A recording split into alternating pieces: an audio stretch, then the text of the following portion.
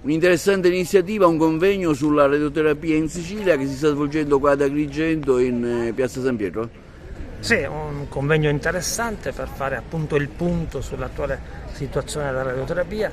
Anche in questo caso ci sono interventi significativi da parte della Regione che riguardano in questo momento l'ospedale di Taormina e quello di Trapani, con una accelerazione delle procedure che dovrebbero consentire da qui a breve l'avvio dei lavori e allo stesso tempo il potenziamento e l'ammodernamento dell'area tecnologica per garantire un'attività assistenziale fondamentale, spesso salvavita. Questo è l'intendimento della Regione, quello cioè di salvaguardare la continuità assistenziale, di migliorarne l'appropriatezza e la qualità sotto ogni profilo, anche sotto quello del comfort alberghiero, ma in questo momento quello che conta di più è provare a far funzionare in maniera sempre più produttiva le attività all'interno degli ospedali e anche con il contributo dei privati dare una spallata fortissima nei confronti di quel problema che riguarda le liste d'attesa, su cui stiamo lavorando con grande intensità e che rappresenta una priorità del governo Schifani. Qual è il livello della radioterapia un po' in generale in Sicilia?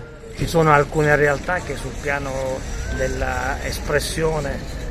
sanitaria pubblica ne sono sprovviste, Trapani è fra queste. A Taormina vi è anche la cardiochirurgia e su questo si è pure intervenuto, però non v'è dubbio che non ci sono livelli uniformi di assistenza e quindi l'obiettivo regionale è quello di garantire omogeneità di indirizzo attraverso un potenziamento di queste aree tecnologiche per dare assistenza appunto salvavita ai pazienti in qualunque parte della regione siciliana.